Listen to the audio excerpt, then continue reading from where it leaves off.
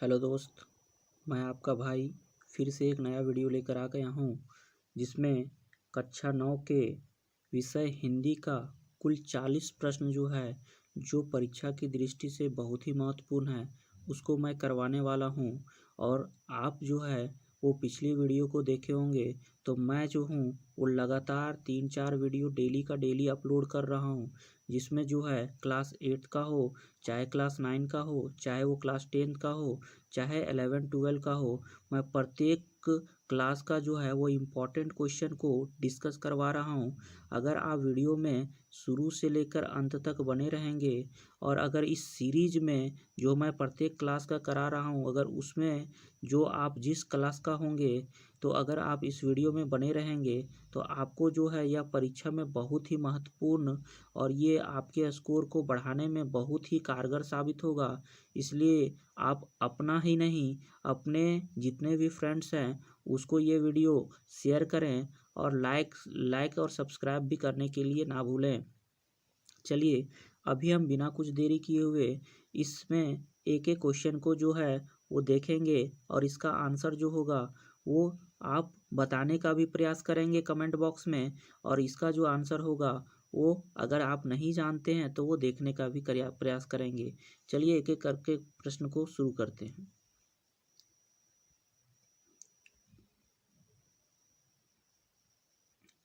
चलिए आते हैं, देखते हैं फर्स्ट नंबर क्वेश्चन क्या लिखा हुआ है। सबसे पहले खंड का है। खंड का में वो लिखा हुआ है क्या? अपठित बोध मीन्स जिसको पढ़ा नहीं गया है, जो चैप्टर में नहीं था, उससे रिलेटेड ये क्वेश्चन है। लिखा हुआ यहाँ पे क्या? यहाँ पे लिखा हुआ है निम्नलिखित गद्यांशों को ध्यानपूर्वक पढ़कर प्रश्नों को उत्तर देना है। तो यहाँ पे देखेंगे गद्यांश लिखा हुआ है और उसको पढ़कर उत्तर देना है। लिखा है महात्मा गांधी का जन्म 2 अक्टूबर 1869 ईस्वी को गुजरात के पोरबंदर में हुआ था। कहाँ हुआ था? पोरबंदर में हुआ था। उनका पूरा नाम मोहनदास करमचंद गांधी था। इसका पूरा नाम जो था वो मोहनदास वो करमचंद गांधी था। गांधी जी सत्य और अहिंसा के पुजारी थे। उन्होंने स्वतंत्रता संग्राम में महत्वपूर्ण भूमिका निभाई और भारत को स्वतंत्रता दिलाने में अपना जीवन समर्पित कर दिया। उनका प्रमुख सिद्धांत सत्याग्रह था, जिसमें उन्होंने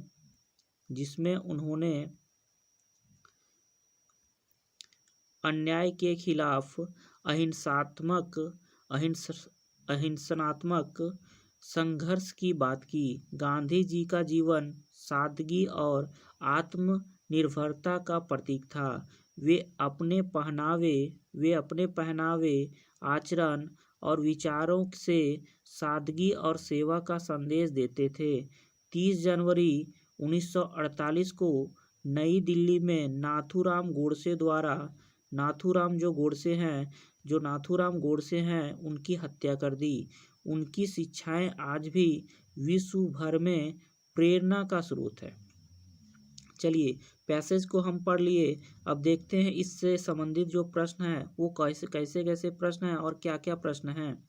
चलिए आते हैं, देखते हैं फर्स्ट क्वेश्चन की तरफ। क्वेश्चन नंबर फर्स्ट जो लिखा हुआ है, महात्मा गांधी का जन्म कहाँ और कब और कहाँ हुआ था?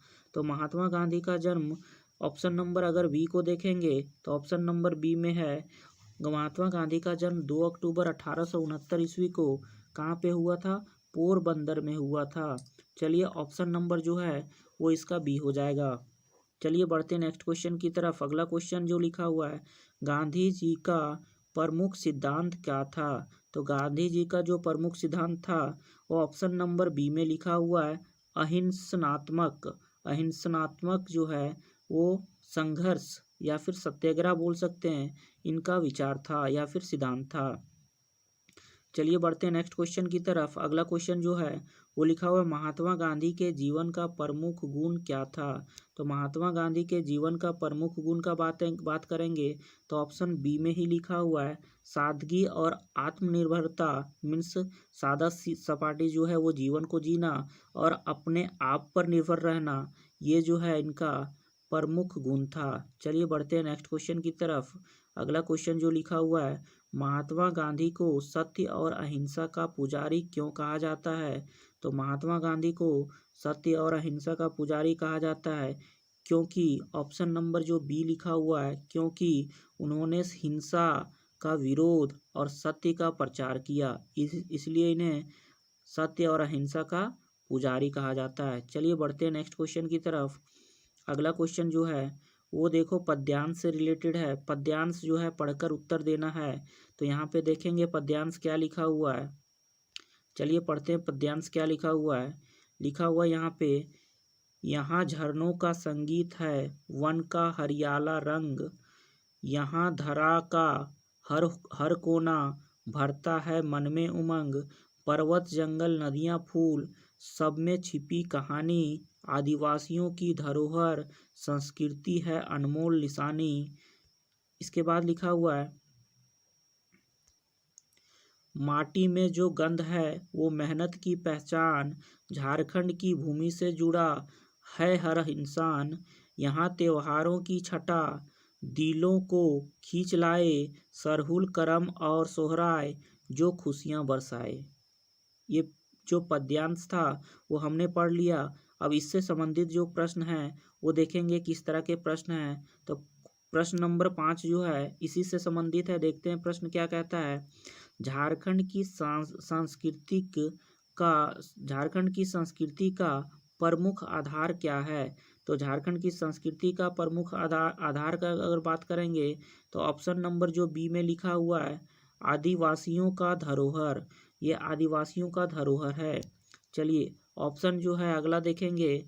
अगर क्वेश्चन नंबर अगला देखेंगे तो लिखा हुआ यहाँ पे, झारखंड की भूमि की गंध किससे जुड़ी है? तो झारखंड की भूमि का जो गंध है वो ऑप्शन नंबर ए में ही लिखा हुआ है, यहाँ के लोग मेहनती हैं तो मेहनत से जुड़ी हुई है। चलिए अगला क्वेश्चन देखेंगे, झारखंड की प्रकृति में किसकी कहानी छिपी है? तो झारखंड के प्रकृति में हम पैसेज पढ़े तो वहाँ पे दिया हुआ था क्या कि झारखंड की प्रकृति में जो है वो ऑप्शन नंबर जो सी में लिखा हुआ है, पर्वत जंगल और नदियों की कहानी छिपी हुई है। सारे प्रश्न का उत्तर अभी पैसेज जो पढ़े उसी में लिखा हुआ है। तो यहाँ पे देखेंगे अगला क्वेश्चन जो है वो लिखा हुआ है क्या, गद्यांश में झारखंड के कौन कौन से त्योहार का वर्णन है? तो यहाँ पे देखेंगे ऑप्शन नंबर जो है सी, सरहुल करम और सोहराय, इसका वर्णन है। चलिए बढ़ते हैं अगला क्वेश्चन की तरफ। अगला क्वेश्चन जो है वो खंड खा से संबंधित है। अगला क्वेश्चन जो आने वाला है वो खंड खा से संबंधित है और व्याकरण से संबंधित प्रश्न इसमें होंगे। इसमें जो है व्याकरण से संबंधित प्रश्न होंगे। तो 9वां प्रश्न जो है वो देखेंगे क्या लिखा हुआ है। 9वां प्रश्न है, निम्नलिखित में से कौन सा शब्द पुल्लिंग है? तो अगर पुल्लिंग का बात करेंगे तो ऑप्शन नंबर जो डी है वो राजा, ये तो क्लियर सा इतना इजी क्वेश्चन है, राजा जो है इसका राइट आंसर हो जाएगा। चलिए बढ़ते हैं नेक्स्ट क्वेश्चन की तरफ। अगला क्वेश्चन जो है लिखा हुआ है, सूर्यास्त में अस्त के पहले जोड़ा गया सूर्य क्या है? तो हम बताए थे एक बार पिछले वाले वीडियो में कि सूर्यास्त में जो अस्त लगा हुआ है, अस्त के पहले जोड़ा गया शब्द जो सूर्य है, अस्त के पहले जो जोड़ा गया शब्द सूर्य है तो उसको बोलते हैं उपसर्ग। जो शब्द सॉरी इसमें जो है ना, इसका आंसर जो हो जाएगा, एक मिनट, इसमें जो है ना ये लिखा हुआ है, सूर्यास्त में अस्त के पहले जो लगा हुआ शब्द सूर्य है, ये सूर्य है, वो कौन सा शब्द है? तो यहाँ पे देखेंगे ये जो है मूल शब्द है। तो इसका आंसर जो हो जाएगा वो राइट आंसर ये हो जाएगा। अच्छा, उपसर्ग और प्रत्यय किसको कहते हैं वो भी जान लेंगे कि प्रत्यय उस शब्दांश को कहते हैं जो शब्द के अंत में लगकर उस शब्द के अर्थ को बदल दे। अच्छा, उपसर्ग किसको कहते हैं? उपसर्ग उस शब्दांश को कहते हैं जो किसी शब्द के पहले लगकर उसके अर्थ को बदल दे। और समास जो होता है, दो या दो से अधिक पदों के मेल से बने पद को समास कहते हैं। हम जो है एक एक करके चारों ऑप्शन के बारे में बता दिए। चलिए बढ़ते हैं नेक्स्ट क्वेश्चन की तरफ। लिखा हुआ है, निम्नलिखित में से कौन सा शब्द उपसर्ग से बना हुआ है? तो यहाँ पे देखेंगे क्वेश्चन नंबर जो है 11 का आंसर हो जाएगा ए नंबर, पुनर्जन्म। मीन्स उपसर्ग जो होता है, अभी बताए कि उपसर्ग किसी शब्द के पहले लगता है, और यहाँ पे जो जन्म है तो जन्म के पहले लगा हुआ है पुनर, तो पुनर्जन्म हो गया। तो इसका आंसर ये हो जाएगा। चलिए बढ़ते हैं नेक्स्ट क्वेश्चन की तरफ।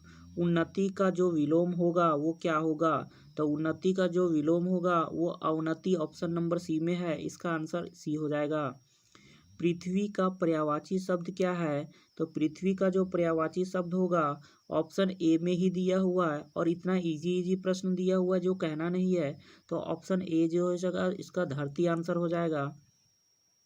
चलिए बढ़ते हैं नेक्स्ट क्वेश्चन की तरफ। निम्नलिखित में से अशुद्ध वाक्य कौन सा है? तो अगर अशुद्ध वाक्य का बात करेंगे तो ऑप्शन नंबर सी में लिखा हुआ है वे सुबह जल्दी उठता है, तो यहाँ पे जो है ये अशुद्ध हो जाएगा। अगर यहाँ वे है तो यहाँ उठते होना चाहिए, उठते हैं ऐसा होना चाहिए, लेकिन यहाँ पे ये गलत है, तो इसका आंसर जो हो जाएगा अशुद्ध है, तो ये ऑप्शन नंबर सी हो जाएगा। चलिए बढ़ते हैं नेक्स्ट क्वेश्चन। अगला क्वेश्चन जो है लिखा है निम्नलिखित में से किस शब्द की वर्तनी शुद्ध है? मतलब कौन सा जो है सही तरीके से लिखा हुआ है? तो यहाँ पे समर्पण में देखेंगे ऑप्शन ए में ही है, ये जो है वो सही तरीके से लिखा हुआ है। अब देखेंगे 16 नंबर क्वेश्चन लिखा हुआ है क्या? नाक काटना मुहावरे का सही अर्थ क्या है? तो नाक काटना मुहावरे का सही अर्थ जो है उसका मतलब होता है सम्मान को खो देना, इज्जत को खो देना। चलिए बढ़ते हैं नेक्स्ट क्वेश्चन की तरफ। अगला क्वेश्चन जो है यहाँ पे लिखा हुआ पढ़ाई करना जरूरी है, इस वाक्य में क्रिया शब्द कौन सा है?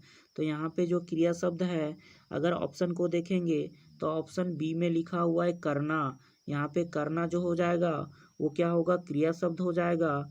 चलिए बढ़ते हैं नेक्स्ट क्वेश्चन की तरफ।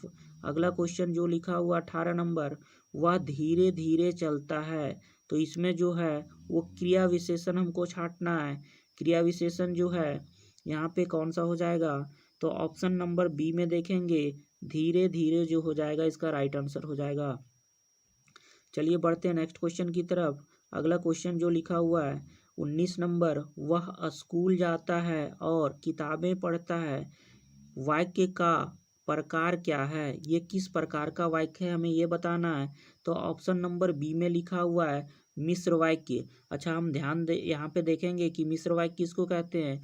जब दो सरल वाक्य, एक सरल वाक्य ये वह स्कूल जाता है किताबें पढ़ता है, इन दोनों को जोड़ने वाला ये दो सरल वाक्य है, और दोनों को जोड़ने वाले योजक शब्द का प्रयोग हुआ है, और तो ये जो होता है वो मिश्र वाक्य होता है। चलिए बढ़ते हैं नेक्स्ट क्वेश्चन की तरफ। अगला क्वेश्चन जो है यहाँ पे जो है लिखा हुआ है दांत खट्टे करना, तो दांत खट्टे करना जो है इसका जो आंसर हो जाएगा, इसका जो दांत खट्टे करना का अर्थ जो हो जाएगा इसका ऑप्शन देखेंगे सी, दांत खट्टे करना मतलब किसी को पराजित करना, तो ये आंसर हो जाएगा। चलिए बढ़ते हैं नेक्स्ट क्वेश्चन की तरफ। अगला क्वेश्चन जो है वो पाठ्य पुस्तक से संबंधित जो है गद्यांश है, तो इस गद्यांश को सबसे पहले हमको पढ़ना होगा और उसके बाद ही हमें इस प्रश्न का उत्तर देना पड़ेगा। तो चलिए गद्यांश को हम एक एक करके पढ़ते हैं, एक एक लाइन पढ़ते हैं। लिखा है धीरे धीरे सब कुछ बदल रहा है, एक नई जीवन शैली अपना वर्चस्व स्थापित कर रही है, उसके साथ आ रहा है एक नया जीवन, उसके साथ आ रहा है एक नया जीवन दर्शन, उपभोक्तावाद का दर्शन। उत्पादन बढ़ाने पर जोर है चारों ओर, यह उत्पादन आपके लिए है, आपके उपभोग के लिए है, आपके सुख के लिए है, सुख की व्याख्या बदल गई है, उपभोग भोग ही सुख है, एक सूक्ष्म बदलाव आया है नई स्थिति में, उत्पादन तो आपके लिए है पर आप यह भूल जाते हैं कि जाने अनजाने में आज के माहौल में आपका चरित्र भी बदल रहा है और आप उत्पाद को समर्पित होते जा रहे हैं। यह जो है यह जो है गद्यांश था जो आपके पाठ्य पुस्तक से था। चलिए इसके प्रश्न को एक एक करके देखेंगे। देखते हैं क्वेश्चन नंबर जो 21 है 21, प्रस्तुत गद्यांश किस पाठ से लिया गया है? तो यह गद्यांश जो है उपभोक्तावाद की संस्कृति, ऑप्शन नंबर ए में ही दिया हुआ है, इसी पाठ से लिया गया है। चलिए 22 नंबर क्वेश्चन को देखते हैं। लिखा हुआ है धीरे धीरे सब कुछ बदल रहा है। इस वाक्य में धीरे धीरे क्या है? तो धीरे धीरे जो है यहाँ पे क्रिया विशेषण है। ऑप्शन नंबर सी इसका राइट आंसर हो जाएगा। चलिए बढ़ते हैं नेक्स्ट क्वेश्चन की तरफ। क्वेश्चन नंबर नेक्स्ट जो है यहाँ पे लिखा है गद्यांश के अनुसार वर्तमान जीवन शैली किस पर आधारित है? तो यहाँ पे देखेंगे कि यहाँ पे गद्यांश के अनुसार वर्तमान जीवन शैली जो है किस पर आधारित है? तो ऑप्शन नंबर बी में ही लिखा हुआ है उपभोक्तावाद पर आधारित है। चलिए बढ़ते हैं नेक्स्ट क्वेश्चन की तरफ। 24 नंबर गद्यांश में उत्पादन बढ़ाने पर जोर क्यों दिया जा रहा है? तो गद्यांश में जो है वो उत्पादन बढ़ाने पर जोर दिया जा रहा है क्योंकि यहाँ पे जो है वो इसका जो राइट आंसर हो जाएगा ऑप्शन नंबर बी में देखेंगे तो बी में लिखा हुआ है लोगों के उपभोग और सुख के लिए। लोगों के उपभोग और सुख के लिए उत्पादन बढ़ाने पर जोर दिया जा रहा है। चलिए बढ़ते हैं अगले क्वेश्चन की तरफ। क्वेश्चन नंबर 25 जो है वो लिखा हुआ है निम्नलिखित प्रश्नों के लिए सही विकल्प का चयन कीजिए। लिखा हुआ है यहाँ पे 25 में क्या?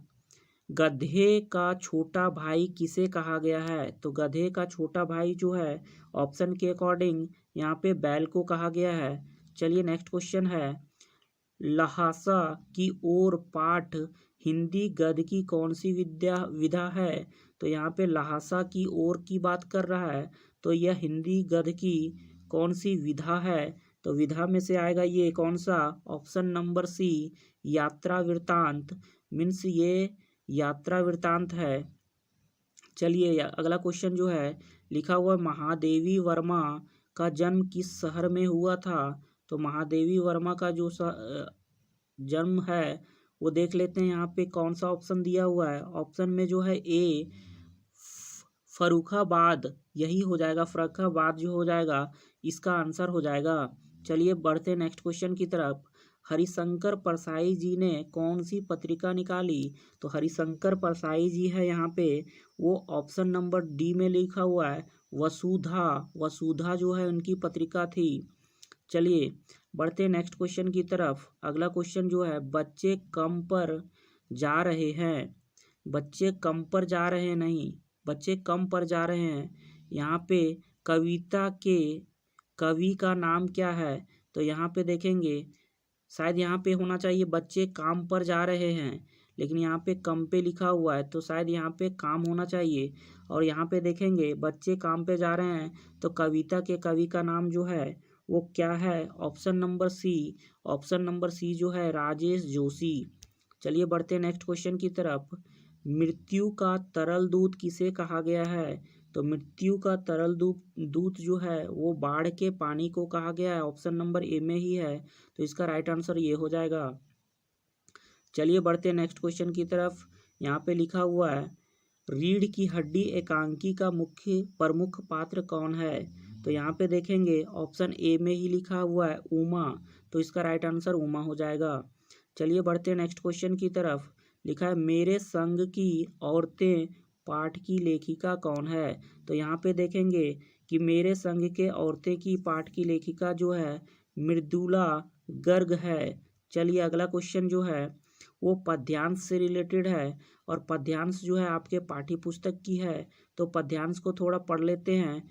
लिखा हुआ है पद्यांश को देखते हैं। लिखा हुआ है क्या? रंग रंग के फूलों में रिलमिल हंस रही सखियां मटर खड़ी मखमली पेटियों सी लटकी छिमियां छिपाए बीज लड़ी।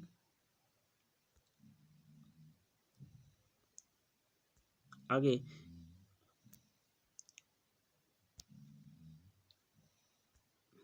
लिखा हुआ है फिरती है फिरती है रंग रंग की तितली रंग रंग के फूलों पर सुंदर फूले फिरते हैं फूल स्वयं उड़ उड़ वृंतों से वृंतों पर, है ना। चलिए यहाँ पे देखेंगे प्रस्तुत काव्यांश के कवि कौन है? तो प्रस्तुत काव्यांश के जो कवि हैं वो ऑप्शन नंबर ए में ही लिखा हुआ है सुमित्रा नंदन पंत। तो इसके जो है वो काव्यांश के जो कवि हैं वो सुमित्रा नंदन पंत ये ऑप्शन में दिया हुआ है, तो इसका राइट आंसर ए नंबर में हो जाएगा। चलिए बढ़ते हैं नेक्स्ट क्वेश्चन की तरफ। अगला क्वेश्चन जो लिखा हुआ है, लिखा है 34 नंबर, इस काव्यांश में रंग रंग के फूलों से कवि क्या व्यक्त करना चाहता है। तो यहाँ पे जो है इसका राइट आंसर हो जाएगा प्रकृति की विविधता। तो ऑप्शन ए जो है इसका राइट आंसर हो जाएगा। चलिए बढ़ते हैं नेक्स्ट क्वेश्चन की तरफ। अगला क्वेश्चन जो लिखा हुआ है, छिमिया छिपाए बीज लड़ी पंक्ति का क्या तात्पर्य है। तो यहाँ पे जो इसका आंसर हो जाएगा option number C. Option number C में लिखा है मटर की फलियों में छिपे बीज। तो इसका राइट आंसर सी नंबर हो जाएगा। चलिए बढ़ते हैं नेक्स्ट क्वेश्चन की तरफ। प्रस्तुत काव्यांश किस कविता से लिया गया है। तो प्रस्तुत काव्यांश जो है वो ऑप्शन में दिया हुआ है क्या, ग्राम श्री।